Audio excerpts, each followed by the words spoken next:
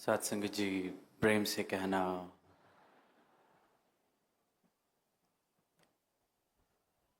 आज 78वें समागम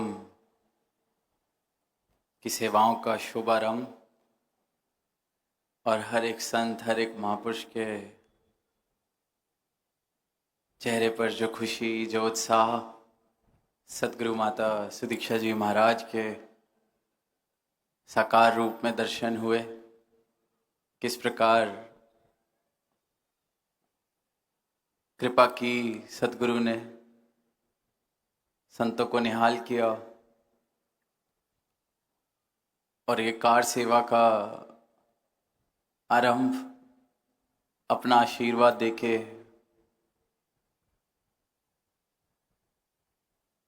और साथ ही यही एक जो सत्य है, ये जो परमात्मा है, इस परमात्मा का एहसास बना रहे तो ये सभी सेवाएं मुबारक हैं। सदगुरु ने ये आशीर्वाद दिए। तो वहीं निरंतर महापुरुषों से भी हम श्रवण कर रहे हैं कि सेवा की रुत आ रही है, खुशियों का समय है, समागम आ रहा है। फिर प्रेरणादायक भाव भी श्रवण किए। कैसे महापुरुषों ने बताया कि किस प्रकार संतों ने प्रेरणा दी अपना जीवन जी के, तन्मयता से सेवा निभा के। निरंतर सुनते आते हैं कि सेवा निष्काम हो, मैं वाली भावना ना हो सेवा में। सेवा चेतनता से हो। निरंतर इन भावों को हम श्रवण करते हैं। अवतार बानी में जो पंक्तियां हैं कि सेवक है जो मालिक दा खलकद्दी सेवा करता है, ये भी पढ़ते हैं। तो जो इस मालिक का सेवक बन गया, जिसने इस मालिक की प्राप्ति कर ली, इस मालिक की भक्ति में जो जीवन जी रहा है, वो इस मालिक की बनाई खलखत का सेवादार है। क्योंकि सबके लिए कल्याणकारी जीवन जीता है, सबके भले की कामना करता है, सबको प्रेम देता है, सभी में खुद को देखता है, सभी को अपना परिवार मानता है, देखता है, सब में इस एक मालिक को देखता है। पर वहीं ये खलकत की सेवा तो हो रही है, पर आज पारिवारिक रूप में बैठे हैं, महापुरुष आए हैं, संत आए हैं। अक्सर सदगुरु माता जी से हमने ये बात श्रवण की है कि संगत में बैठना भी एक प्रकार की सेवा है। ये नहीं कि सिर्फ जो वर्दी में खड़े हैं या कोई ऑफिशियल विधिवत रूप से कोई सेवा निभा रहे हैं वो सेवा है। तो संगत में बैठ के जो वचन आ रहे हैं उनको सुनना, अपनी भक्ति को और परिपक्व करना, ये तो सेवा है मेरी अपने प्रति। सदगुरु ने जो विश्वास करा, दया करिए, ब्रह्म ज्ञान दिया, तो ये जो सत्संग मैं करता हूं ये मैं अपने लिए कर रहा हूं। पर साथ ही सत्संग में जब आते हैं तो चेतनता किस प्रकार मैं ऐसी दिखा सकता हूं, ऐसी मैं कैसे अपना आचरण रख सकता हूं जो सेवा हो सके। जब सत्संग पंडाल में आए, कहीं पर भी, ये नहीं कि ये समागम है तो समागम की बात दास कर रहा है। पीछे एक सेवादल कैंप में भी भाव रखने का मौका मिला तो दास ने यही कहा कि जितने सेवादल महात्मा हैं, जितने भी हम महापुरुष हैं, जो भाग्यशाली हैं जिनको ये वर्दी पहनने का अवसर मिला, सेवा निभाते हुए चेतनता नहीं छोड़नी। सेवा निभाते हुए ये जरूर पता होना चाहिए कि मैं चाहे पंडाल में खड़ा हूं, चाहे दूर कहीं किसी मैदान में मेरी सेवा लगी है, तो इस सेवा का पर्पस क्या है। पंडाल में अगर मैं लगा हूं तो सेवा निभानी क्या है। जब संत महापुरुष बैठ गए, पंडाल भर गया, जिस एरिया में मेरी सेवा लगी है वो मैदान, वो स्थान भर गया और मैं फिर खड़ा हूं, फिर भी खड़ा हूं, तो क्या मेरा खड़ा रहना अवश्य है या नहीं है, आवश्यक है कि नहीं है? कहीं मेरे खड़े होने से कोई बाधा तो नहीं बन रही? कहीं मैं जो खड़ा हूं, मेरे पीछे बैठे संतों को ऐसा तो नहीं कि सदगुरु के स्टेज पे दर्शन नहीं हो पा रहे? तो मैं सेवा जो निभा रहा हूं, उस सेवा का पर्पस क्या है, रीजन क्या है, ये पता होना चेतनता है कि अब ये खड़े होने की सेवा निभ चुकी, अब ये बैठ के भी निभाई जा सकती है। गुरसिख सेवादार इतने चेतन होते हैं, इसलिए बार बार चेतनता का जिक्र होता है। जहां पे भी सेवा लगे, सेवा है क्या, करनी कैसे है? कहीं ये सेवा करनी तो सहूलियत के लिए थी, पर कहीं निभाने की कला मुझे नहीं आई, कारण मुझे समझ नहीं आया। तो जो संतों की सहूलत के लिए करना था वो कहीं बाधा तो नहीं बन रहा, जिनकी सेवा में आना था कहीं उन्हीं की बाधा तो नहीं बन रहा। और वहीं जब साध संगत के रूप में हम आते हैं तो कुछ पहलू हैं जो दास ने कहा। कुर्सियां देखते हैं, जो महात्मा महापुरुष जमीन पर नहीं बैठ सकते किसी भी कारण, उनके लिए कुर्सियों का इंतजाम किया जाता है। और कुर्सियां पंडाल के बिल्कुल कोने में दोनों तरफ लगाई जाती हैं, बीच में नहीं लगाई जाती, क्योंकि अगर बीच में लगाई गई तो जो उनके पीछे जमीन पर बैठा है, जो महापुरुष पीछे बैठे हैं, उनको फिर वो सिर्फ कुर्सियां दिखाई देंगी, उनको सदगुरु के दर्शन नहीं हो पाएंगे, उनको संतों के आगे दर्शन नहीं हो पाएंगे। तो ये तो वो व्यवस्था है जो सेवा दल ने कर दी, कुर्सियां कोनों में लगा दी, पर साथ ही सबके लिए कुर्सियां पूरी नहीं पड़ती। तो महापुरुष ये सेवा भी निभाते हैं कि हम अपनी बैठने की कई बार एक छोटी सी कुर्सी फोल्ड वाली फोल्डिंग चौकी लेके आते हैं, तो हम वहां ये चेतनता निभा सकते हैं, दिखा सकते हैं कि उसको हम पंडाल के किसी ऐसी जगह ना लगा लें कि हमारे पीछे बैठा हुआ महापुरुष, उसका व्यू ब्लॉक हो रहा है, उसका आनंद टूट रहा है, उसके आनंद में मैं बाधा बन रहा हूं। वो कुर्सी मुझे कोई सेवा दल आके बोले कि यहां ना लगाई जाए, आप भी साइड में चले जाएं, इस चीज की नौबत ना आए। हम अपनी चेतनता खुद दिखा सकते हैं, बाधा ना बने। चेतनता और सेवा संगत में आना भी एक सेवा है, सदगुरु ने कहा। तो दास को लगता है कि किसी और संत के आनंद में मैं बाधा ना बनूं तो मैं बहुत बड़ी सेवा निभा रहा हूं। लाइनों में आते हैं, पंक्तियों में आते हैं, सदगुरु को देखते हैं तो मन में कभी कभी भाव आ जाते हैं, तो हम कभी कभी जयकारा लगा देते हैं चलती हुई लाइन के अंदर। सत्संग चल रहा है, महापुरुष संत अपने वचन रख रहे हैं, और यहाँ से बड़े दिन बाद दर्शन किए कोई दूर से महापुरुष आए, 5-10 महापुरुष जोर से जयकारा लगा देते हैं। अब भाव तो बड़ा सुंदर है कि सदगुरु का हम जय घोष कर रहे हैं, पर उस वक्त जो महात्मा सदगुरु के ज्ञान का बखान कर रहा है, शब्द रख रहा है, अपने भाव रख रहा है, तो मेरा ये जो एक कर्म है वो जयकारा लगाना उस मौके पे, वो संत की तौहीन, उस सेवा की तौहीन कर रहा है जो वो महापुरुष निभा रहा है। सदगुरु के हुक्म के अनुसार, सत्संग की मर्यादा के अनुसार जो सेवा निभाई जा रही है, पैगाम दिया जा रहा है सदगुरु के ज्ञान का, सदगुरु की रहमतों का, उस 2 क्षण के जयकारे से पूरे का पूरा मैं वातावरण में बाधा बन जाता हूं।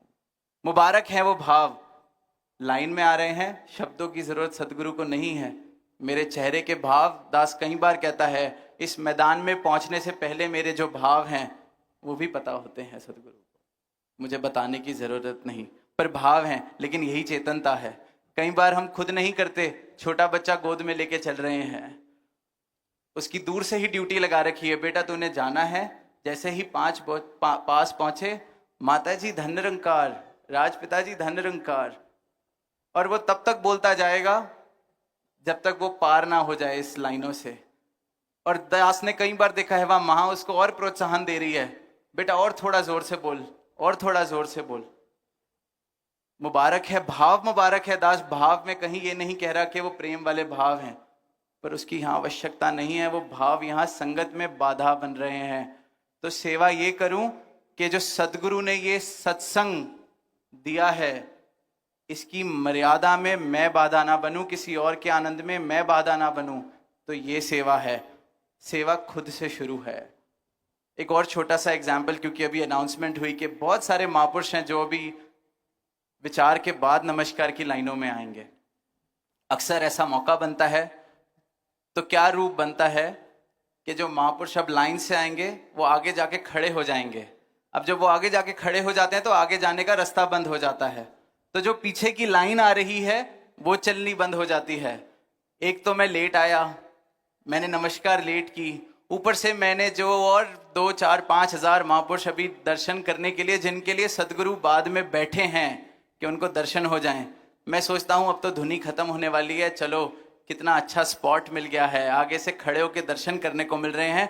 पर मैं उस महापुरुष के लिए नहीं सोचता जो बेचारा अभी भी वहां दूर खड़ा है, वो कितनी देर और बाधा में खड़ा होगा। मैं ये नहीं सोचता कि सदगुरु 4 घंटे से 5 घंटे से पहले ही बैठे हैं, आधा घंटा पौना घंटा और बिठाए रखता हूं।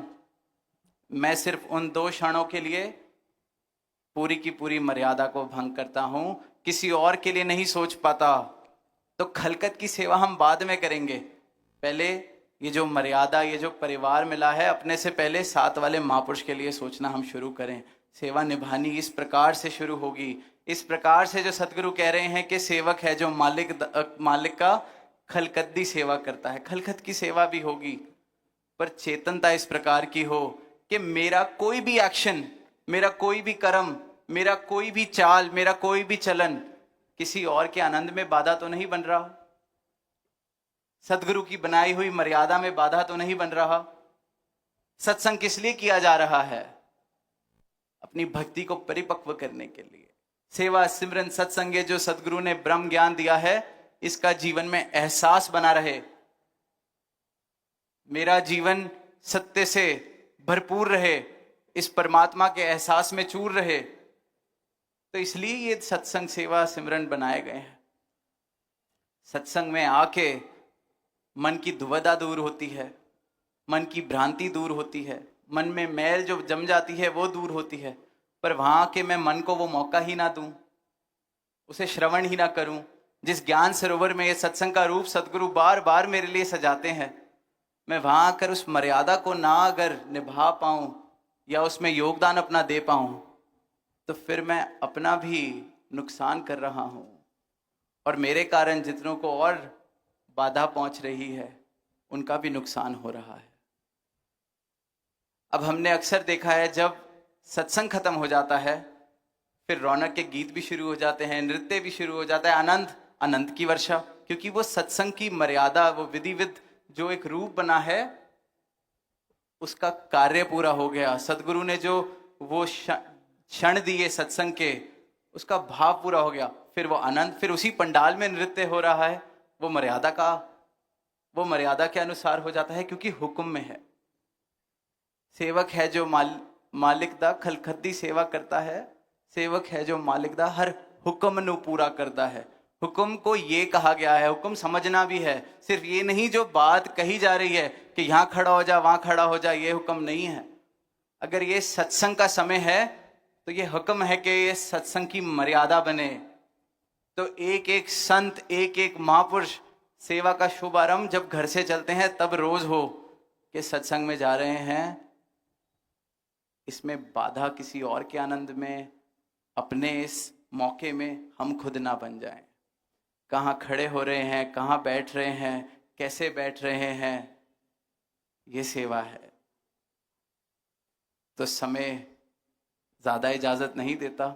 आज पारिवारिक रूप में बैठने का बहुत समय बाद इस रूप में मौका बना। सदगुरु माता जी ने दर्शन दिए, और दास ये सबके साथ साझी कर सकता है बात कि जितनी बातें हैं पिछले कुछ वर्षों से सदगुरु माता जी निरंतर कभी किसी को ये मैसेज दे के कि उनको बोलो उनकी चेयर वहां ठीक नहीं लगी, उनको कहो कि वो किसी और का व्यू ब्लॉक कर रहे हैं, उनको बोलो ऐसे। तो दास को लगा कि आज आप सब बर्थडे विशेस भी दे रहे हैं, तो दास गिफ्ट में यही मांग ले कि ऐसे छोटे छोटे मैसेजेस सदगुरु माता जी को ना देने पड़े। जब इतने आज बताया कि दासी प्रार्थना दिवस पे आप सबके बीच सत्संग में शामिल होगी उसी रूप में, तो उस दिन से प्रैक्टिस के लिए एक महीना दास कह रहा है कि बर्थडे की तैयारी, बर्थडे का गिफ्ट, कि सदगुरु ने जब प्रार्थना दिवस पे इस रूप में वापस आना है, संगत के अंदर इस रूप में विधिवत रूप से हमें आशीर्वाद देने आना है, तो कम से कम ये बातें ना उनके दोहरानी पड़े तो दास को आप जी अगर ये गिफ्ट दें तो दास बहुत ही शुक्राना प्रकट करेगा, क्योंकि दास को सदगुरु माता ने तो बहुत बड़ा गिफ्ट आज दे दिया, बहुत बड़ा गिफ्ट दिया कि आप सबको दर्शन दिए। दास को बड़ी खुशी हुई, कल भी रात को नमस्कार करके यही कहा कि आप जी सबको दर्शन दे रहे हैं, थैंक यू। आप सबने आज इतना प्यार, इतने बर्थडे विशेष जो दी है, तो दास बस यही एक अरदास सदगुरु माता जी के चरणों में कर रहा है कि जो प्यार आपका मिल रहा है, दास इसकी कदर आखिरी सांसों तक करता जाए। दास भी इस प्रेम को प्रेम से ही वापस दे पाए। ये श्वासें इन्होंने दी हैं, जैसा ये चलाना चाहते हैं वैसा जीवन बने, और अपने लिए और सबके लिए अरदास कि अपनी सेवा का शुभारंभ हम जब सत्संग के लिए आए तो करके चलें, रोज करके चलें। समागम से पहले ये तो एक रूप बनता है, एक औपचारिक रूप बनता है, पर मेरा शुभारंभ रोज हो, मैं रोज उद्घाटन करूं अपनी चेतनता का कि चेतन रह के सत्संग में जाना है। चेतनता कि मेरे कारण किसी और का भला मैं नहीं कर सकता, किसी और की मैं बाधा ना बनूं। टिप्पणी करनी बहुत आसान, हर चीज के लिए टिप्पणी बहुत आसान करनी, पर फिर वही भाव के दूसरों पर गर तबसेरा कीजिए, सामने आईना रख लिया कीजिए। तो अपना आईना हमेशा साथ लेके चलें। अपने आनंद के जिम्मेवार हम हैं, और इस बात के जिम्मेवार भी हम हैं कि हम किसी और के आनंद में बाधा नहीं बन रहे।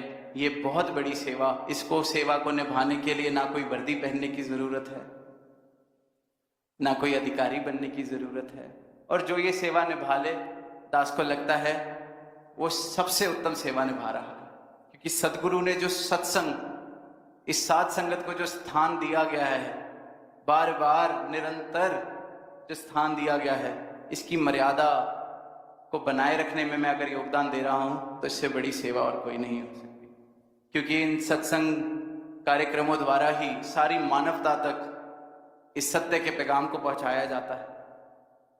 निरंतर स्थान स्थान पर जाकर खुले मैदानों में आवाज दी जाती है, तो ये सत्संग का ही रूप बनता है। तो इस सत्संग की जो कीमत है वो सोचे सोच भी जितनी सोच कर ले हम नहीं लगा सकते। तो जैसा ये उपहार सत्संग रूपी हमें मिला है, इसकी हम कदर कर सकें, इसके अंदर हम शोभनीय, इसकी गरिमा बढ़ाने में अपना योगदान देते चले जाएं। तो ऐसी सेवा का शुभारंभ हर रोज हो, नित्य प्रतिदिन हो, चाहे समागम में सत्संग करने आए, सदगुरु के साकार रूप के उपस्थिति में हम सत्संग करने आए, अपने भवनों में सत्संग करने जाएं, इस मर्यादा को, इस बात को कि मैं किसी और के आनंद में बाधा ना हो, मैं कहीं ऐसी जगह ना बैठूं जहां से किसी और को देखने में बाधा हो रही है, मैं कहीं ऐसी जोर से बात ना करूं कि जिसको बाधा हो रही है। फोन की भी समय बढ़ रहा है, पर एक बात कह के फिर विराम देगा। फोन की भी जो बात है, फोन आता है तो वो इसलिए फोन पंडाल में नहीं उठाना कि आप फोन पे बात करने लगेंगे तो किसी और की जो लिप जुड़ी हुई है उसको बात सुनाई नहीं देगी। फोन स्विच ऑफ करने की कोई जरूरत नहीं है, साइलेंट कर लिया जाए। कोई जरूरी कॉल है, बाहर जाएं पंडाल से, उस कॉल को कर लें, फिर वापस आके जहां जगह मिलती है बैठ जाएं। फिर इस बात की लड़ाई ना हो कि आगे की जगह खत्म हो गई, वहीं आके बैठेंगे, जहां जगह मिलती है हम बैठ जाएं। सब कुछ मुबारक है, सारी चीजें, इतना खुला दरबार है, कोई पाबंदियां नहीं है। सिर्फ इतनी पाबंदी है, पाबंदी भी नहीं, इतनी चेतनता की जरूरत है कि हम बाधा ना बने। पाबंदियां तो है ही नहीं, सदगुरु तो सारे के सारे जंजीरें तोड़ देता है, बंधन तोड़ देता है, बंधन काट देता है। चेतनता, पाबंदी नहीं, चेतनता। तो ये चेतनता से सबका जीवन भरपूर रहे, अपने इस चेतनता का दिया हम सब जला सकें। तो दोबारा एक बार जो सबने प्रेम दिया, सबने बर्थडे विशेष दिए, थैंक यू। और बहुत बहुत प्रेम दास की तरफ से भी आप सबके चरणों में सबके, और गिफ्ट दास ने मांगी लिया है। और कोई गिफ्ट दास्ता उम्र नहीं मांगेगा, यही एक गिफ्ट कि जैसे सदगुरु चाह रहे हैं हम सब वैसे चल सकें। प्रेम से कहना, धन्य